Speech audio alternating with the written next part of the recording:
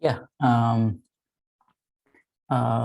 it's my great pleasure to give this lecture. The title that I was given is Duality in Many-Body Physics. I will treat many-body physics in a broader sense. The condensed matter physics topics which usually would be called statistical physics. I realized that this is the fourth week of TASI. I did lecture in TASI in about somehow it's disappeared in about 5 years ago. I think it's 2016. I remember still that the fourth week is the most difficult week for the students. So I try to cover, still I would like to cover some topics that I think would be useful for students for general education at least.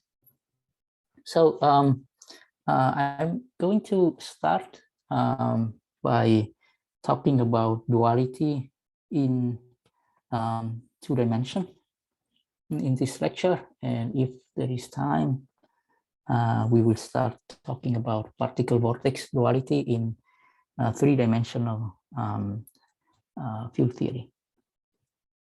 So let's first settle on the terminology. So when we say duality, it means that there are two theories.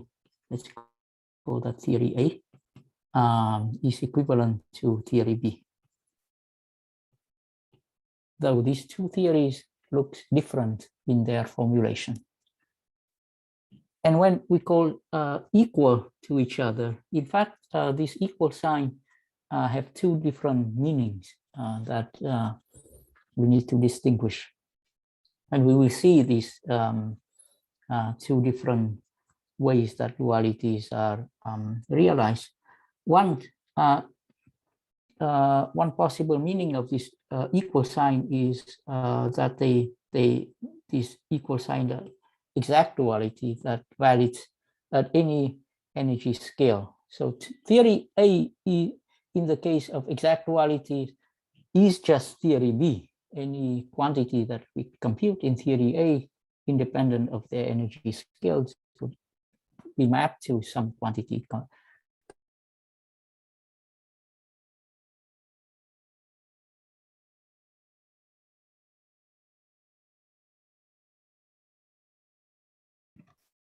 We lost you for a little bit, I think. 20 seconds. Computer. Okay, so here I want to say that there are two types of duality.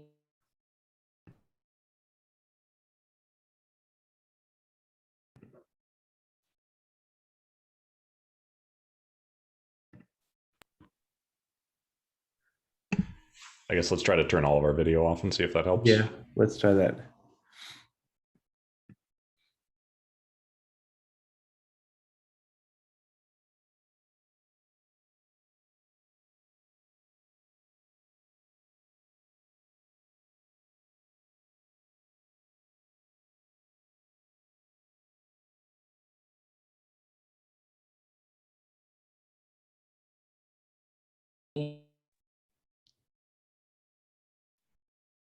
Okay, I think we lost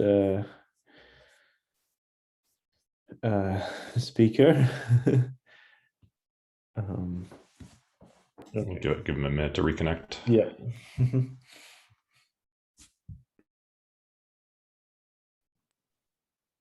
Okay, I try to move to another place. Let me turn off my video. Can you hear? We can hear you a bit. You cut out the last bit there. Hear me? No? Oh, maybe I try to move somewhere else. Is it now okay? Or yeah, now we can hear you. Yeah. Yeah, I'm sitting in my stair on a set of stairs. So. Oh. I just don't. This Okay, so Link's talk was completely fine somehow. it was completely fine. Now is it fine? Now it's good now. Okay. Okay. Are you comfortable though in your stance? Maybe for the next 75 minutes. Let's try to do that. Yeah. Okay, so let me share the screen again.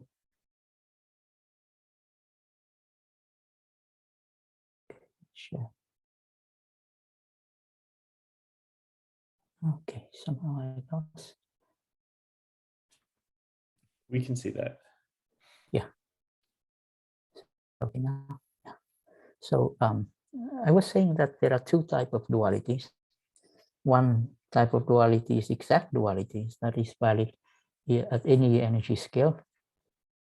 Another type of dualities are IR dualities. So in IR duality, what we mean is that this theory A and theory B, they are defined differently, and they have different dynamics in the UV, but they all flow to the same fixed point in the IR. Okay, and we will see example of this duality in 3 dimensions.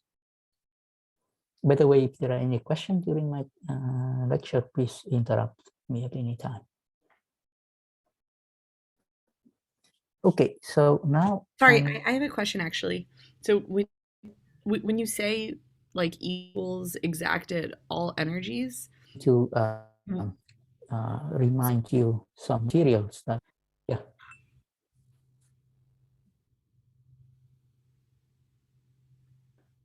Naomi, can you keep going? I can't with your hear question? you. sure, yeah, sorry, I wasn't sure if the internet connection.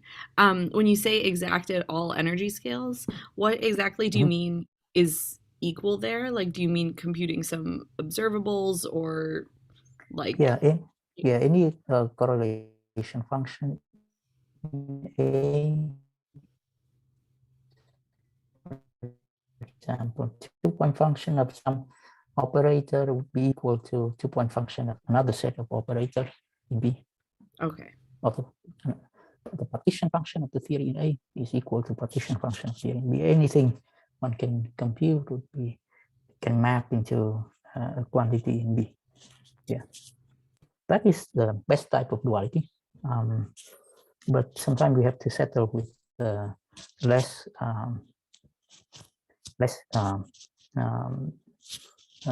duality, which is the duality of the infrared limit.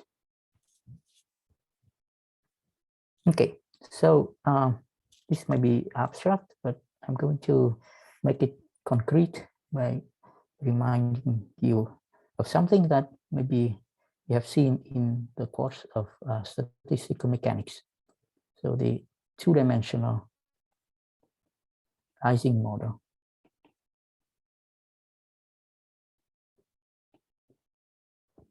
The Ising model is the simplest example of a theory that of a system that exhibit phase transition, and so that, and it's also exactly solvable. That's why it's usually treated in a course of statistical mechanics. So the type of duality that I'm going to describe sometimes called Kramer's one-year duality. I'm not sure about the spelling, but it's Kramer's one-year duality.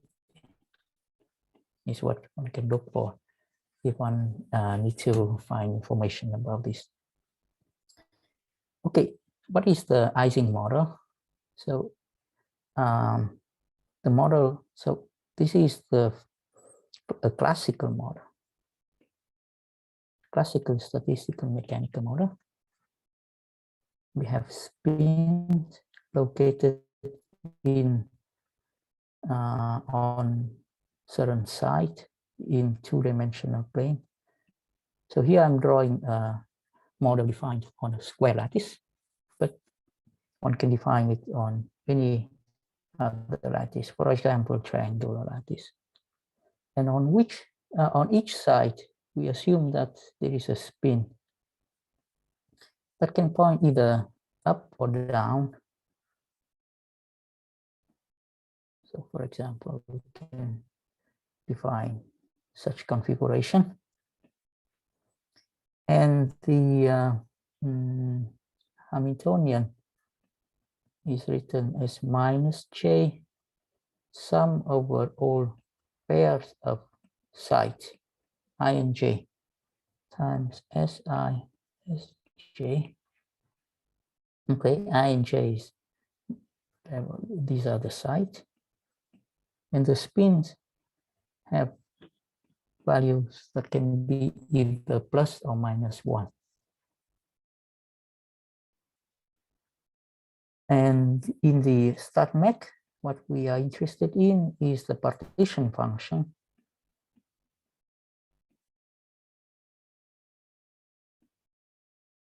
which is a Gibbs ensemble, sum over the Gibbs ensemble.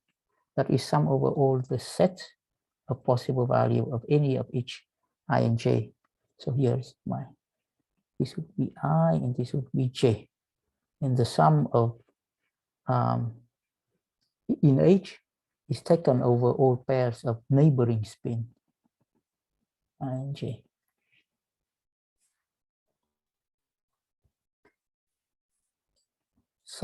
The partition function is sum over all configurations S, I, and J. That is, each of the spin runs plus and minus 1, e to minus beta H, and H can be thought of as a function of all these spins. Okay. Okay, so what we know, what do we expect from the physical consideration? So beta is 1 over temperature. When the temperature is high, or beta is low, we expect that the spin will be randomized. That is, the expectation value of spin in the Gibbs ensemble will be equal to 0. That is sometimes called the paramagnetic phase.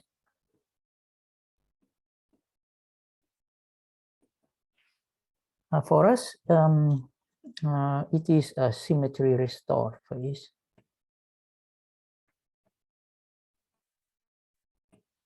We have a symmetry here. The symmetry is a Z2 symmetry.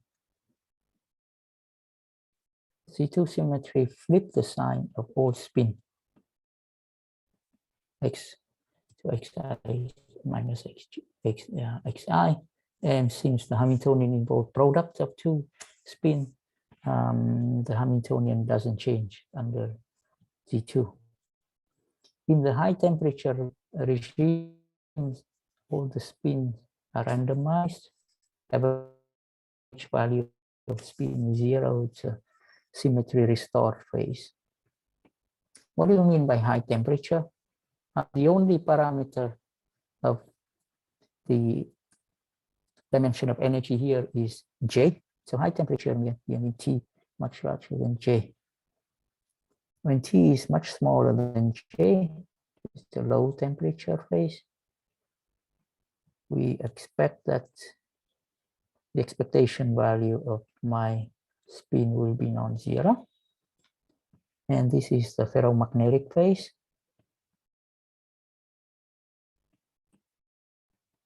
Or symmetry Z2 is broken by the wave of the spin. So here the situation is just very familiar in field theory. It's like double wave potential. Field theory would show the same behavior. Okay, so now I'm going to show you that there is a duality in the Ising model that maps the Ising model to itself. So in order to derive this duality, we have to talk about two expansion called the low temperature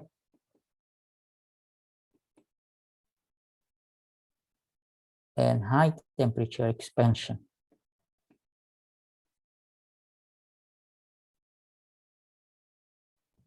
Expansion here, some series expansion for Z, for the partition function. So let's start with the low temperature expansion.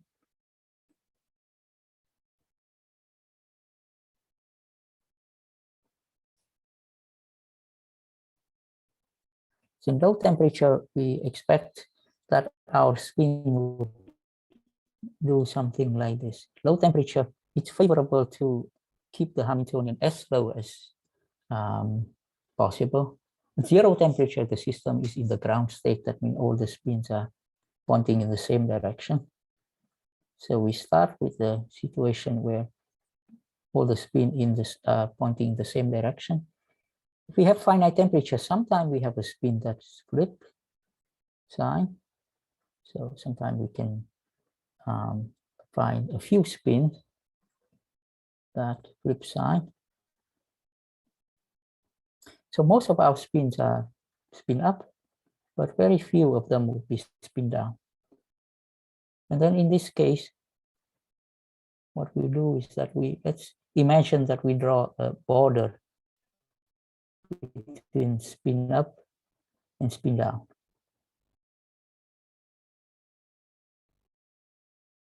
So these are the sides. On each side there is a spin, and we draw a line separating all the spin up from spin down. Okay, so we zoom out. The situation that we have will be somewhat like this. We have most of our sample, we have one sign of spin, but there are a few domains that will be created that have spin of opposite sign. So here, if all spins are here are plus, then inside this little domain, we have spin minus. And this at low temperature occupied only a small fraction of the volume of the area of the system. Okay, any questions so far? Okay, so now the Hamiltonian is sum minus j sum over I and j of Si times Sj. That Si times Sj is either plus 1 if I and j belong to the same domain,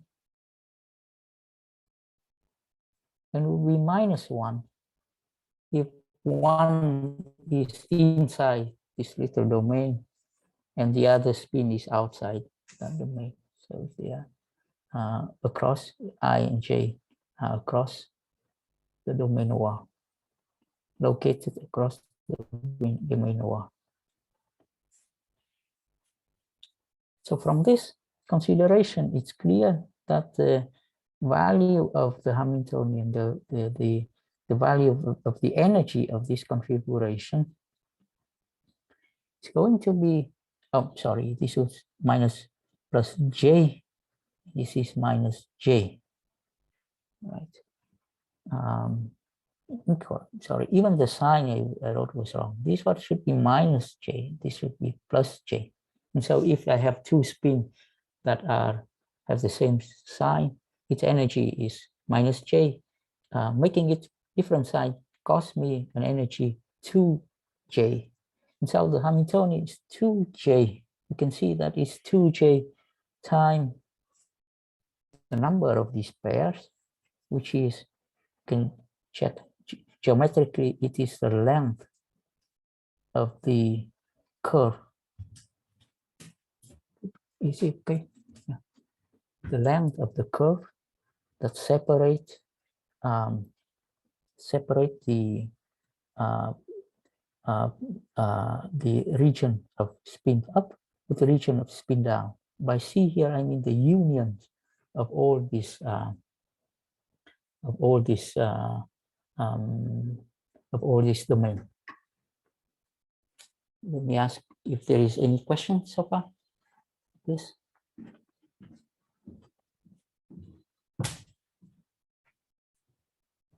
Okay, so if there is no question, let's try to figure out what is the partition function of our system now. So the partition function is a sum. You can think about the partition function. It's a sum over all possible configuration of this C. The C is the union of closed curve, domain walls, and E minus 2 beta J times the length of this C.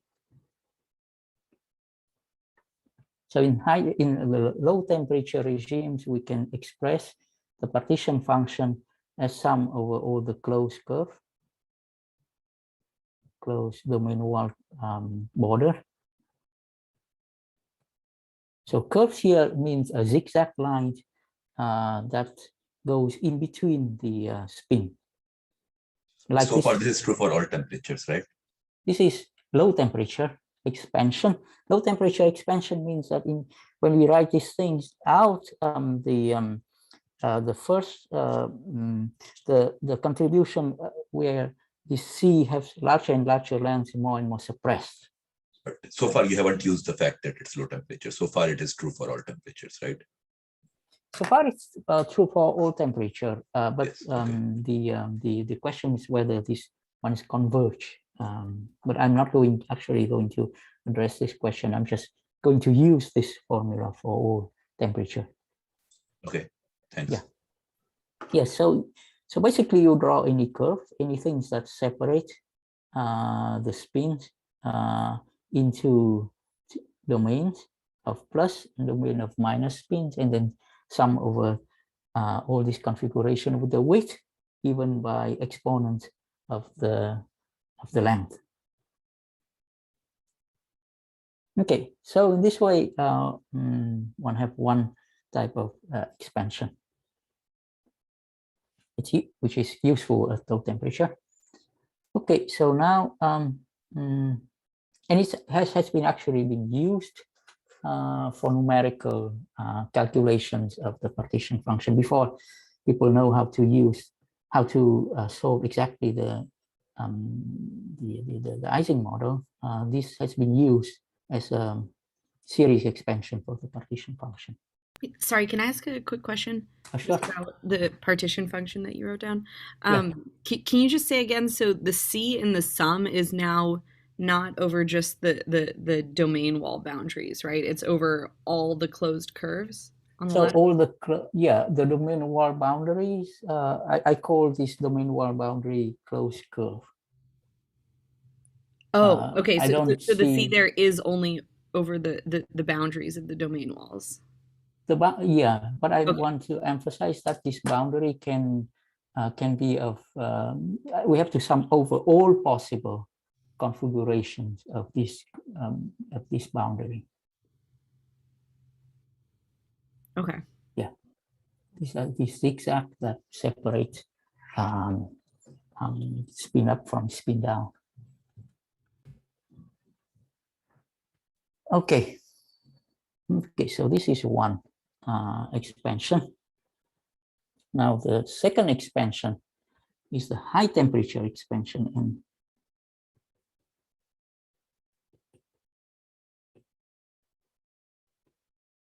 it's a bit more non-trivial, but still quite easy to construct. So let me look at one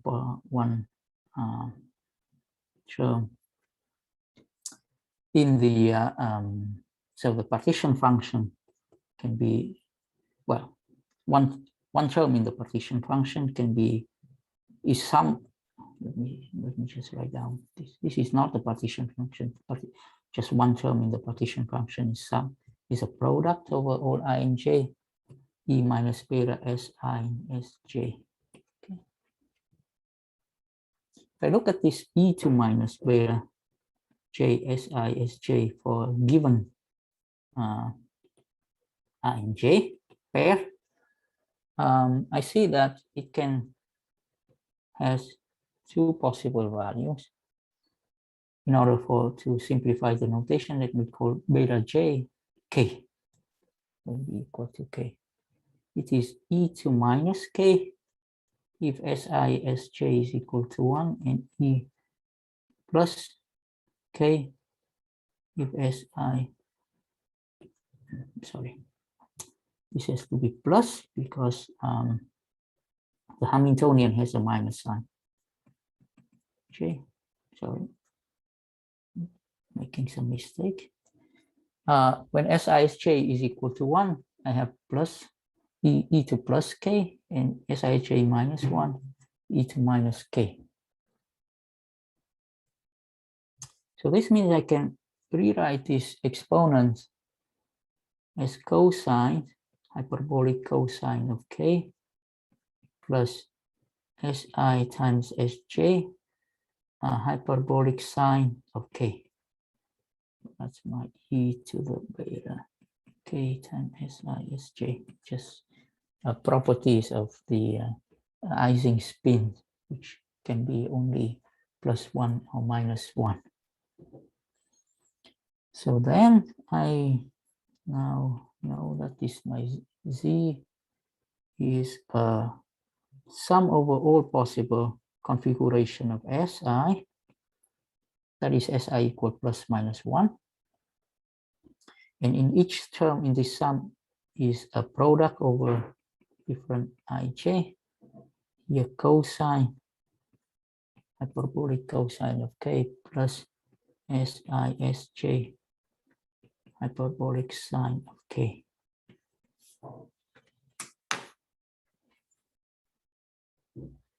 Okay, so you see here that this becomes useful in high temperature. At high temperature means small beta. So when T goes to infinity, K goes to 0.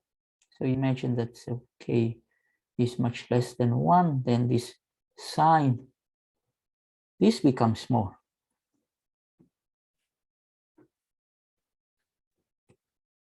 In high temperature. So we will treat this as something small and expand our partition function in series over hyperbolic sine of k. Now, if we now look at this product, right? The first term in the product would be when all the every factor contribute cosine of k. So we have as a baseline contribution, everything is cosine of k. It's actually convenient to factor out this cosine of k out. So it's cosine of k times the number of link.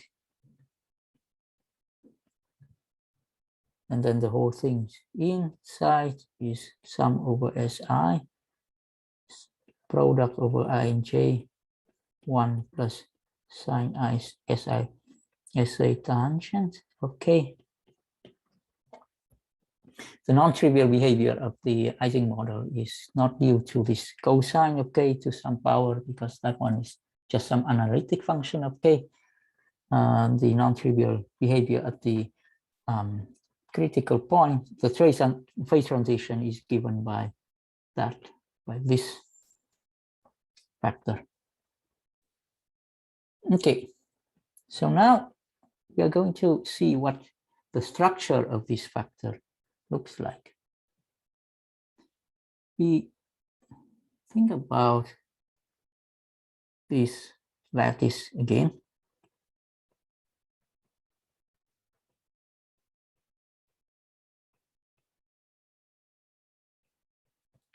Now, if I have in this product, if all the ones multiply to each other, I'm not going to draw anything in this line. If I have a in this, when I expand this products, I will get product of sum of this factor SISJ times tangent of k. So whenever such a factor appears in my expansion, I'm going to draw a line like this, which represents, each of these lines represents SISJ times tangent hyperbolic of K. So each term in this expansion is going to be to correspond to some graph, some diagram, for example, like this. The lines that connect two neighboring, a line connecting two neighboring points correspond to a factor, this factor. And if two neighboring points are not connected to each other, that means there I would have a 1. The product over ij is product over all neighboring pairs. So this neighboring pair can either be connected by a line or not. When I expand this product, I have either 1 or SISJ times tangent of K. Okay. Any questions so far? Now, if I think in the next step, what I have to do in the next step, I have to do this sum over Sij, where Si runs value of plus or minus 1.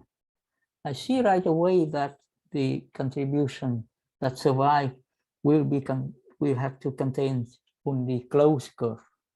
Right? For example, here, if I have if I'm just zoom in this part of the diagram, I have, say, S1 times S2 tangent of K, but then I have to sum over S1 running from -1 to 1 and summing from S2 running from -1 to 1. And each of these sum give me already 0. Similarly, in this part of the diagrams, this part would be 0 because I have vertices that is a single spin. I have here basically S1, S2 square, S3, sum over S1 and S3 give me 0. That means that when I expand the product, I can throw away all the graphs that does not contain, that contains some curve, some curves that are not closed. So this is an important remark. I want to ask if you have any question about this before going further.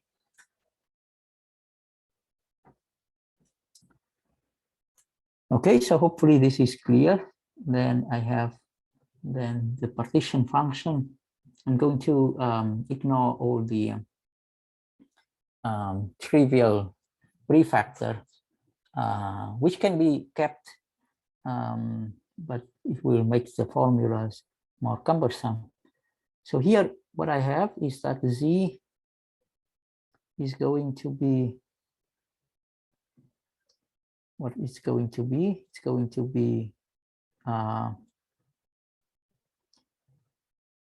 sum again over all against all the configuration with a closed curve C tilde.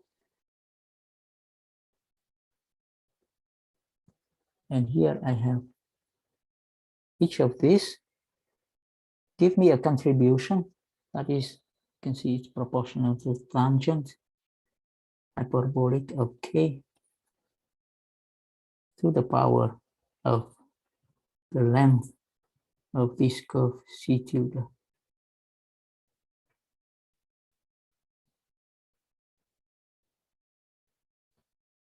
So we call ourselves K is equal to beta J. So this is the so-called high temperature expansion.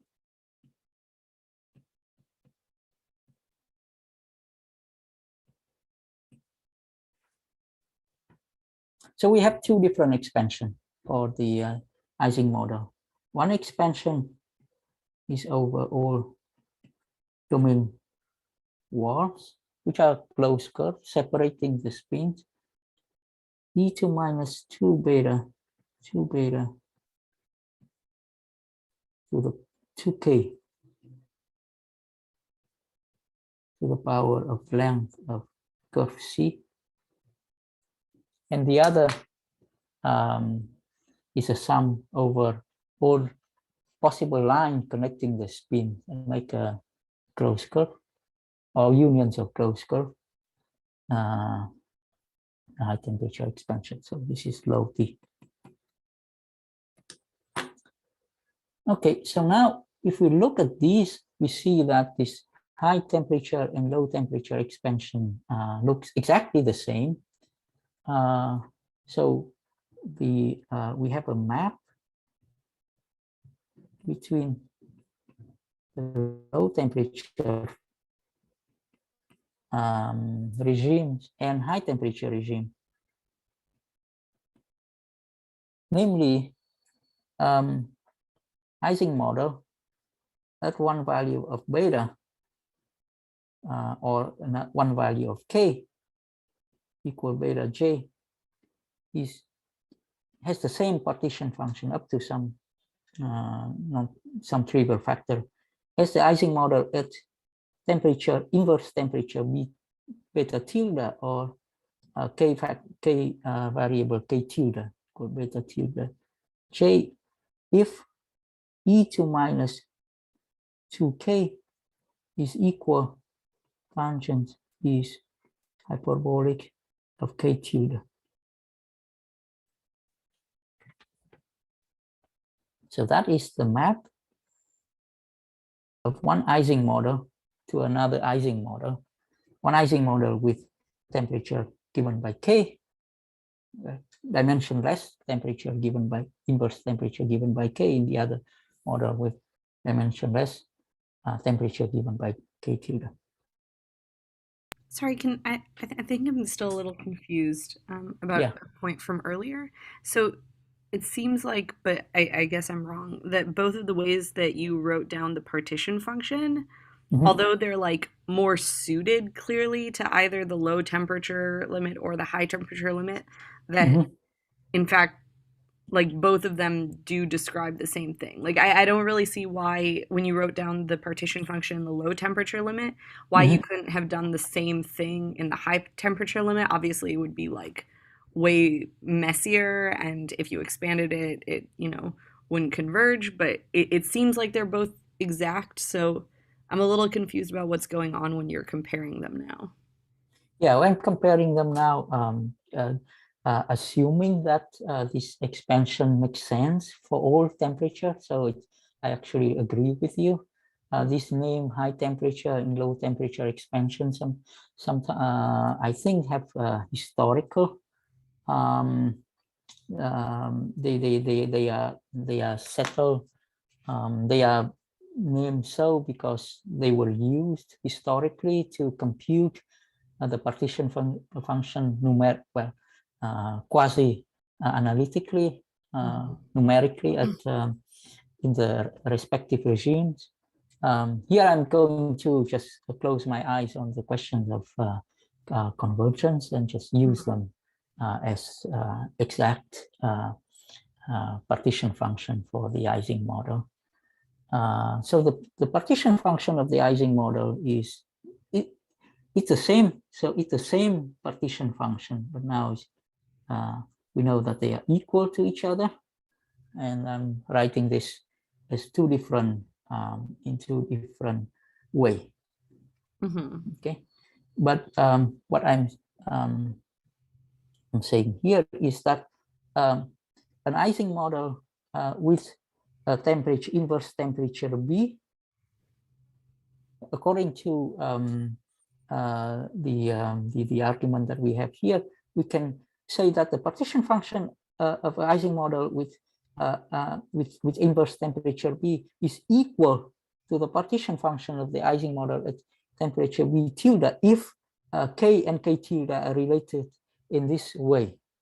And we can claim that because if we use the high temperature expansion in for one temperature and low temperature, well, low temperature expansion in one case and in one theory, in one temperature, and high temperature expansion in another temperature, we get exactly the same series.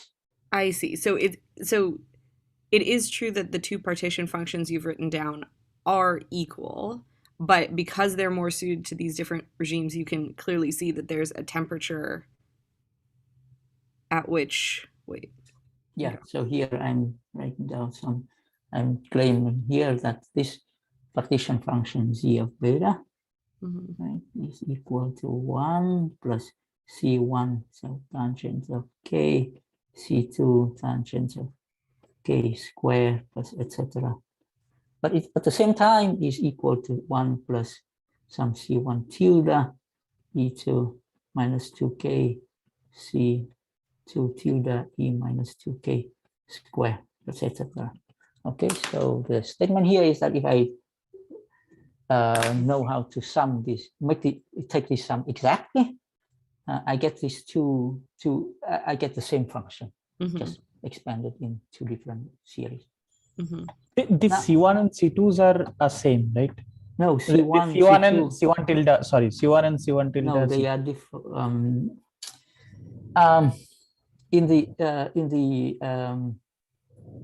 In this case, it's the same. Yeah. I'm going to. So let's assume they are the same for a moment. Yeah. I'm going to. There's some subtlety I'm going to go to later on. So C1, C2 are the same. So let me erase this. These, they are the same. Now one very basic question. Sorry. This beta tilde, this beta tilde, is it beta inverse, or you have to get it solved from this equation? I have to get it from this equation. So they are not. Okay. Yeah. So let's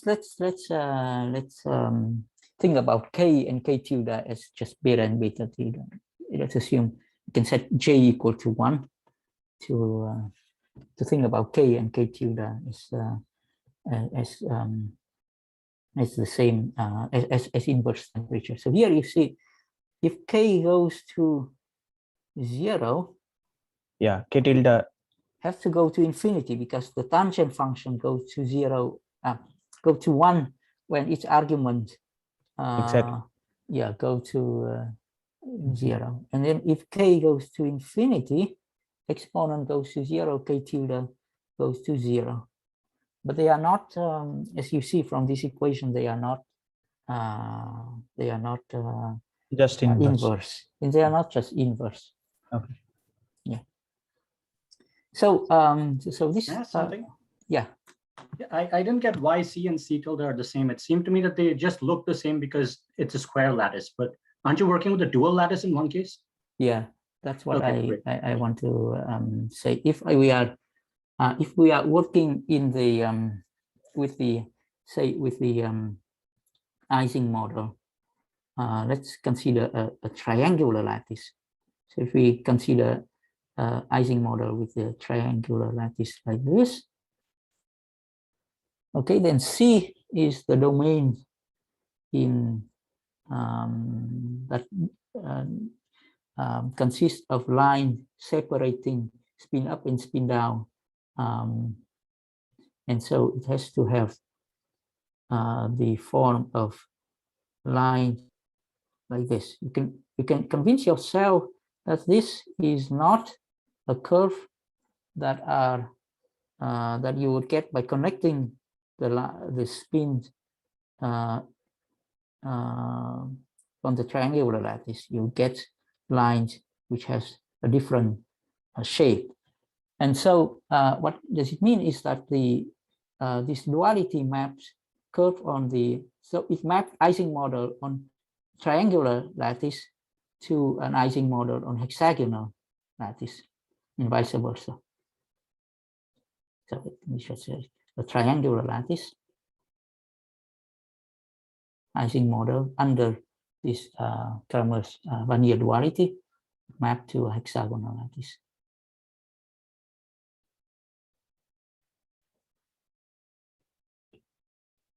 On the square lattice, we are lucky because the dual lattice and the original lattice are the same. So the Ising model on a square lattice has self-duality, mapped to itself. Doesn't have to be so. Could I ask a question? Yeah, sure. About the quality of these partition functions? One thing you haven't taken into account, as far as I can tell, is that in the low temperature phase, there are two ground states because you have Z2 symmetry breaking. But in the high temperature phase, there's a unique ground state. And I would think that would be reflected in like a prefactor of the partition function, but maybe you're not taking that into account. I'm not sure.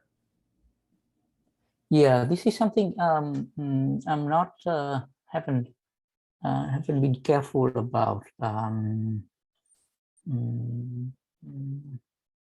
not sure if this factor would remain. Maybe it's something one can think about. Yeah, sure.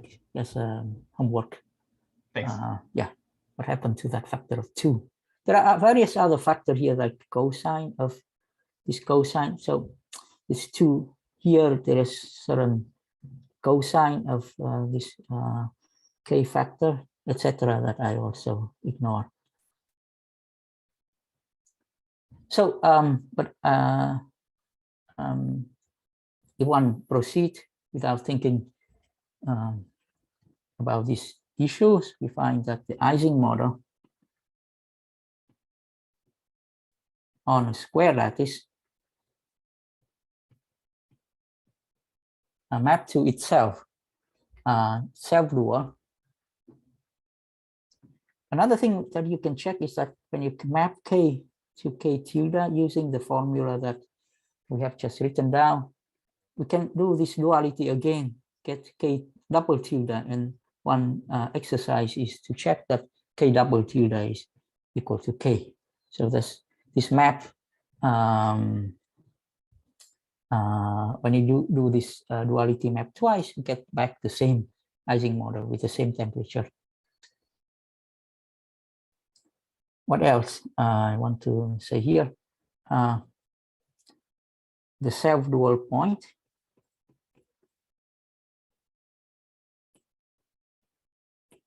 determined by the solution to these equations.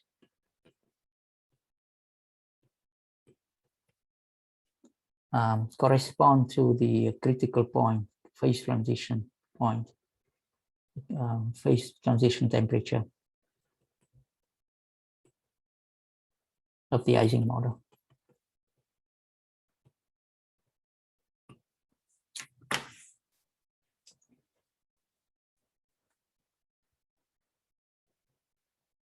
And the duality is actually the easiest way to find out the value of the critical temperature of the Ising model.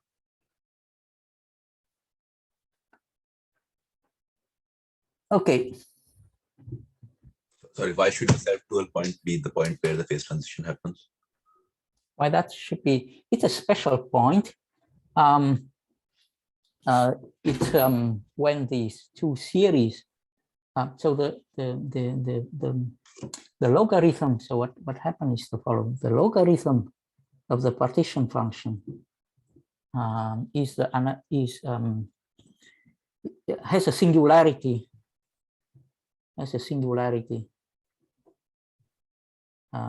At beta equal beta c, and that is infinitely differentiable at any other point. So only at the critical point. The critical point is a special point where this function has a singularity. Now, if this beta c mapped to a beta c tilde, then the partition function should also have a singularity at the point beta tilde. But we know that there is only one point where the logarithm of z is singular. That means that beta c is equal to beta c tilde. Okay, so this, yeah, thanks. This assumption, we cannot prove that it is a phase transition temperature, but if we know that there is only one second order phase transition, then that's it. That's the self-dual point.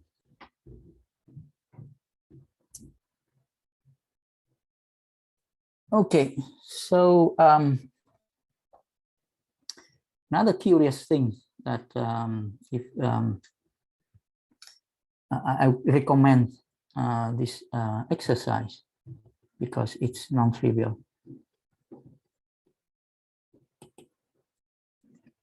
I recommend the exercise of determining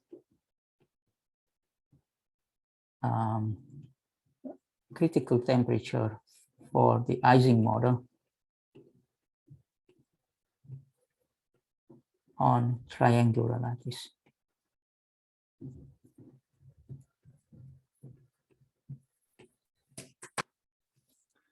And you may ask,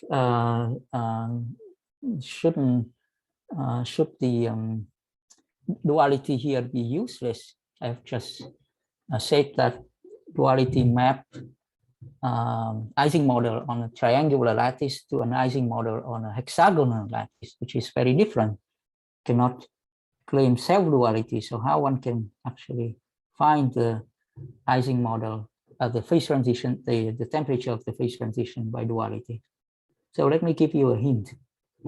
I have a Ising model on the triangular lattice like this. I'm sorry, on a hexagonal lattice. Like this one. All the spins are on this dot. It's possible to integrate out half of the spin and reduce the problem to an Ising model on a triangular lattice. So that is something that is quite non-trivial. Can integrate out 1/2 of the spin to get the Ising model on triangular lattice. And combining duality and this fact, we have a self-duality between an Ising model on a triangular lattice and Ising model on the triangular lattice. Okay, so that's a very interesting applications of duality.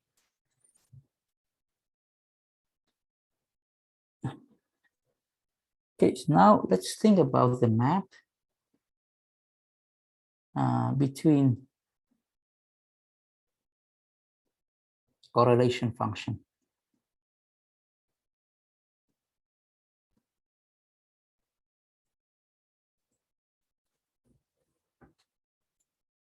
So I suppose I want to compute SISJ correlation function in the Ising model at some temperature.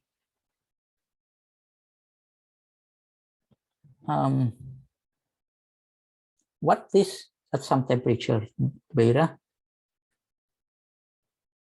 What is it in the dual theory? What does it map to in the dual theory at temperature beta tilde?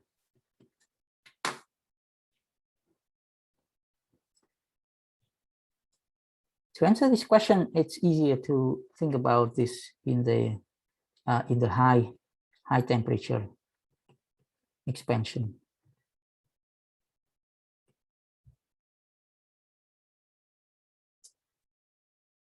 Remember that in the high temperature expansion, when we compute the partition function, we take a sum over all possible spin configuration.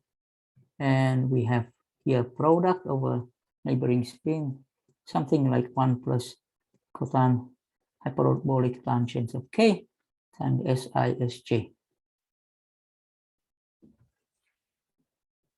Now, if we want to compute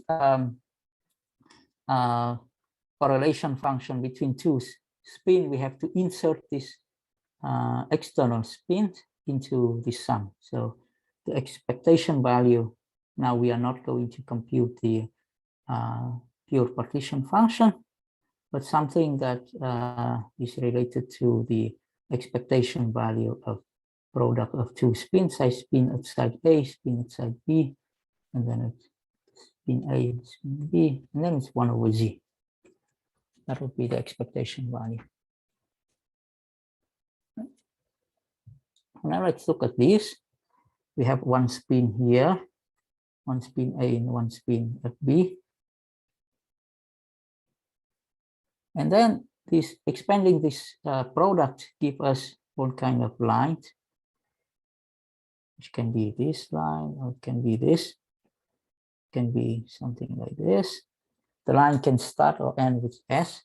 And when you think about this, it's clear that the presence of this SASP will make a contribution that have the form of line that connect SA and SB. In fact, you can convince yourself that the connected part of this correlation function is just sum over all lines connecting all the C connecting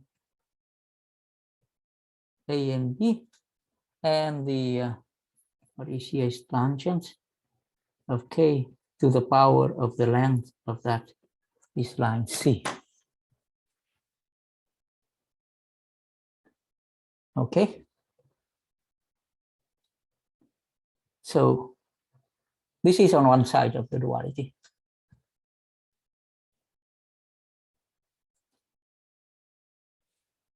Now we want to create, we want to have exactly the same sum. So what do we want? What do we want? We want to have exactly the same sum over C tilde. So of e to minus beta K tilde and the power L C. L is the line that connect 2 point A and B. In the low temperature expansion,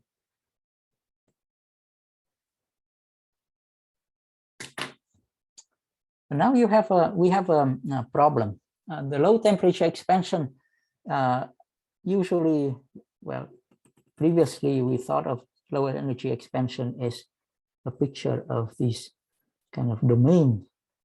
Minus spin everywhere is plus, this minus spin form domain, and we take sum over all these domains. Here we want to insert into the partition function a line that connect 2 points. And it doesn't make any sense to think about this as a domain wall between the plus spin and minus spin. It's not a closed curve. Okay, so how we can then make an object in the low temperature expansion that look like this?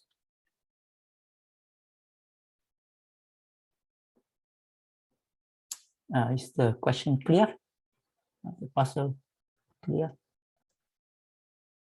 So somehow we have been able to map the partition function of the low and low temperature regime to a partition function of a dual theory in a high temperature regime. But here we want to map not just partition function but some correlation function. And at this moment we have a little problem. And to solve this little problem, we have to do the following things. We have to imagine that we gauge the Ising model.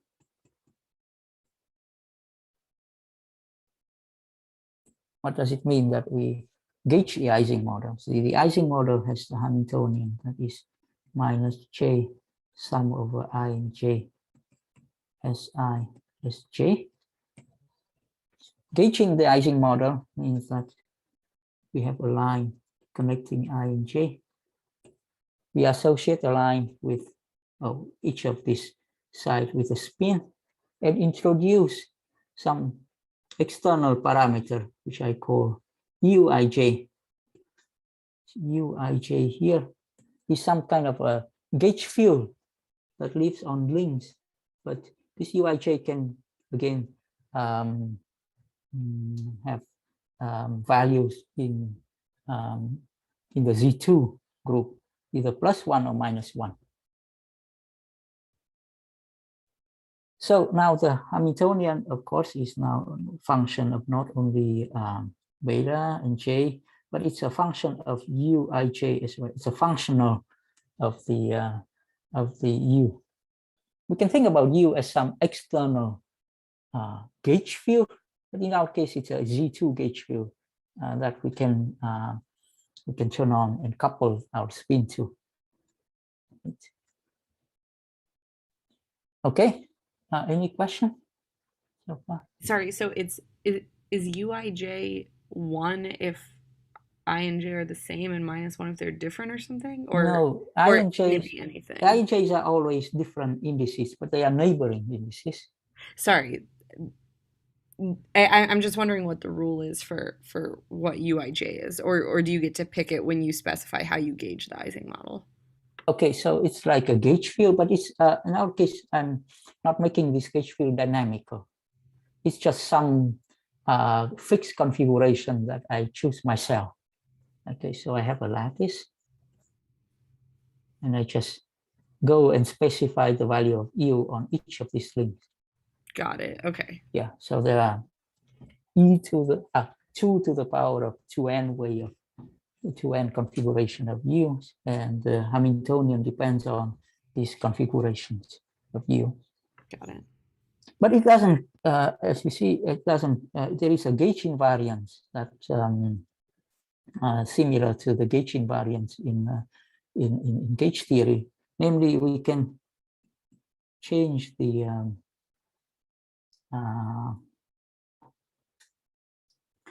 sign, make a gauge transformation that multiplies Sz by some Zi times Sz.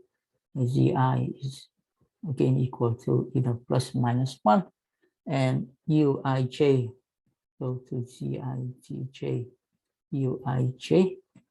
The Hamiltonian will remain the same. So our this is really a gauge symmetry, but a discrete gauge symmetry. Local. At each point, we get to choose the parameter of the gauge transformation, but it's the transformation of the matter field S is completely compensated by the gauge transformation of the gauge field, which is U. All right. So this gauge transformation means that this Hamiltonian, like in the usual gauge theory, is, so maybe this analogy is required. U is analogous to a mu in the say U1 gauge field, and S is similar to scalar field phi, complex scalar field in usual gauge theory. So that means this gauge transformation, this gauge invariance means that H depends not on U's, but only on something like F mu nu, the field, not the potential, but the field strength. And the equivalence of F mu nu, F mu nu here is the plaquette. That is, we have product of U at 4 neighboring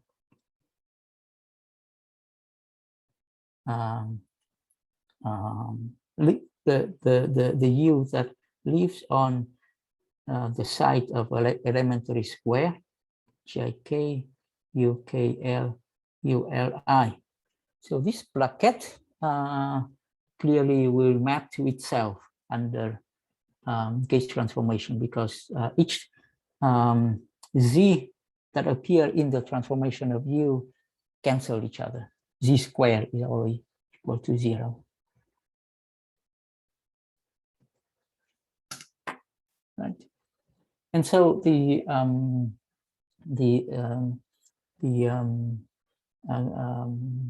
plaquette is the equivalence of the F mu nu. a discrete version of F-mu. So any question so far? So a plaquette can be either 1 plus 1. If the plaquette is plus 1, that corresponds to basically a 0 gauge field. Right? So like if the plaquette is equal to 1 everywhere, that means that our gauge field is a pure gauge. The non-trivial plaquette is when the product of this U is minus 1. There is only one value, non-trivial value of the gauge field in the plaquette, which is minus 1.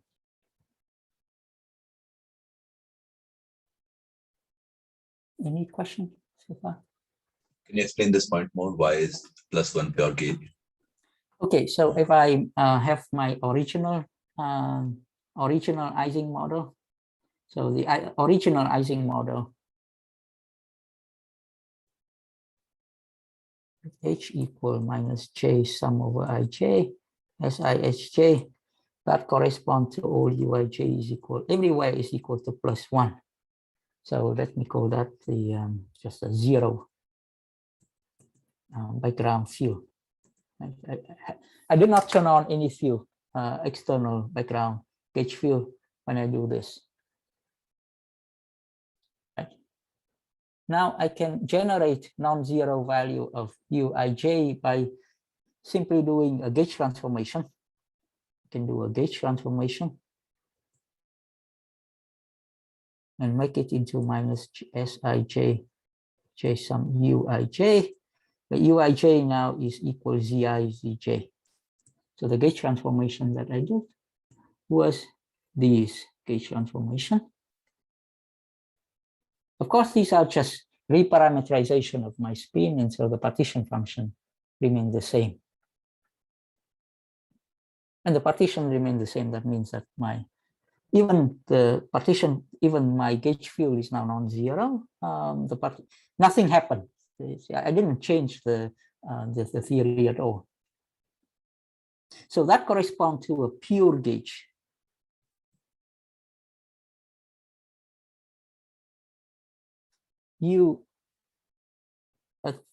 Linking I and J is just the product of two factors Zi Zj that lies on this 2m.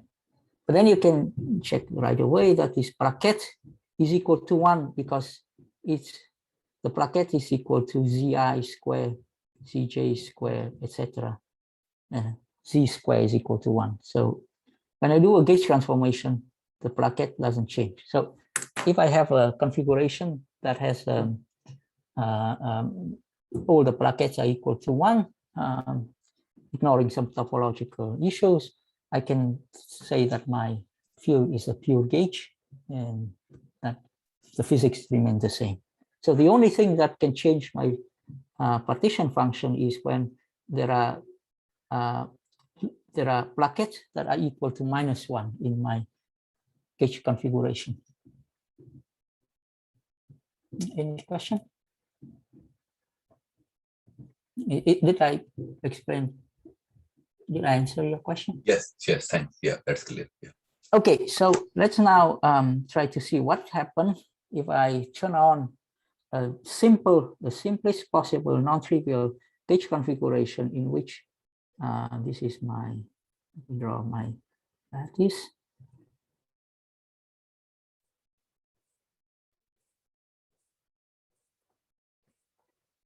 I turn on one plaquette with a minus sign here. And another minus plaquette, say, somewhere here. Okay, so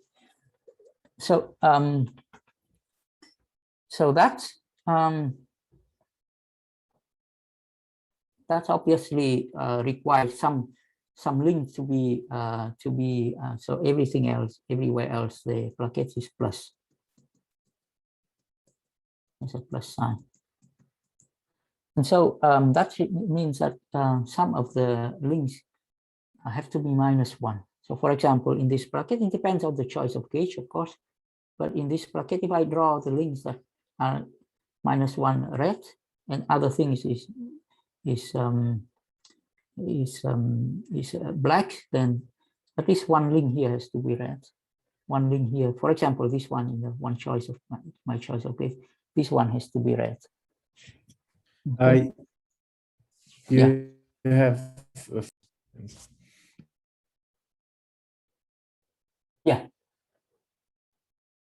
What did you say, Tom? Oh, yeah, you have 5 minutes left. If you could. Yeah. I'm finishing this. Yeah, and then. Yeah. Okay, so now if you choose, you can convince yourself that your gauge,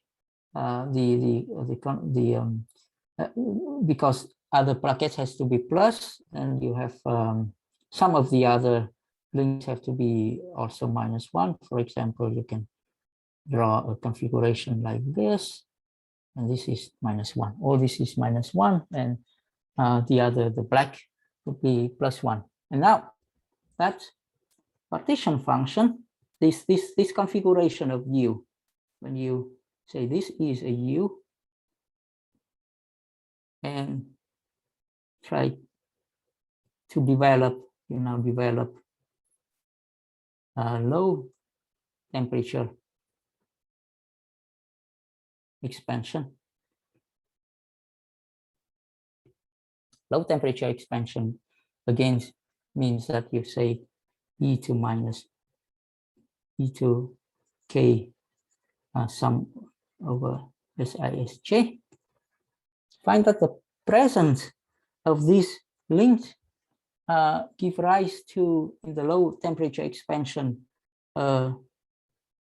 sort of a domain wall that is not closed. Basically, that domain wall is the line that goes through the midpoint of all these links, which has -1 value. Okay, so what we found is the following. So let me just give the answer, which is not difficult to reproduce. Once you know the idea, the partition function, the high temperature expansion for the correlation function of 2 spin is equal to the partition function of the logarithm of the partition function in the presence of in the presence of 2 brackets with -1 values. Basically, here we can say this is the correlation function of spins is equal to what you would have in this low temperature expansion in the presence of 2 instantons. The spins on one side of the duality map to an instanton in the other side of the duality. Why we say the instanton? That's because it is a configuration, 2-dimensional. We imagine that to be a Euclidean field theory with the instanton correspond to the localized a configuration with the localized non-zero F mu nu localized in one place. Okay, so maybe let me stop here. Next time I will start. We will start discussing the quantum Ising model and the duality in 3+1 or 3D XY model. Okay, that will probably take this part of the next lecture. Okay, thank you very much. Are there some quick questions?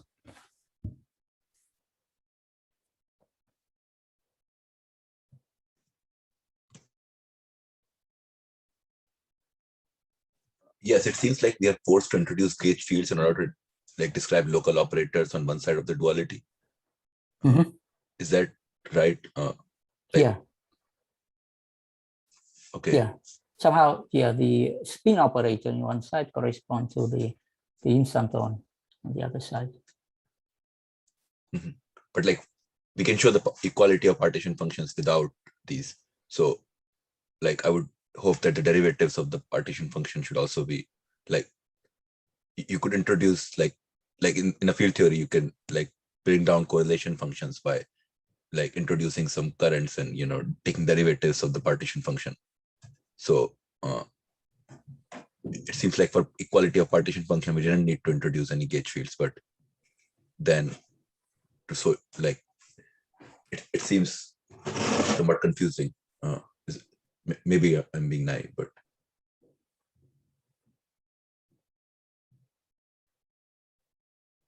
I guess I don't have a concrete question, but I'm just, you know,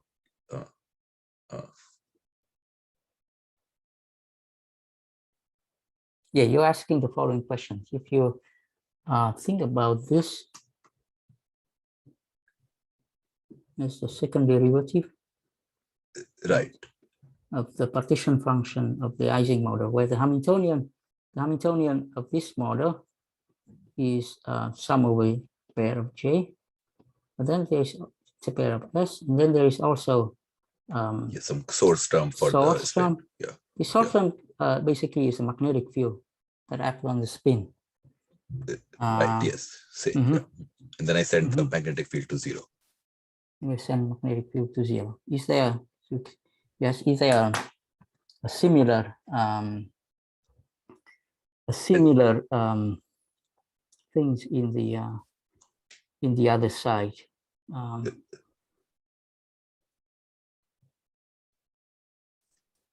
Right, but I guess we didn't really show the duality in the presence of the magnetic field. So yeah, I didn't, but the question, yeah, it's an interesting question whether it can be extended. And here I'm not sure if it will be a nice something nice, because a lot of things that makes this duality nice is the properties that this S is either plus or minus 1. Then when you square it, it becomes 1. For example, when I write down the high temperature partition function for this S, I draw a line, and then this one S at A times S at A expectation value be 1. And a lot of this will be lost when I have a continuous variable like J in here. So I'm not completely, I'm not sure if the duality would be something nice on the other side. Yeah. Okay, thanks. Yeah. More quick questions?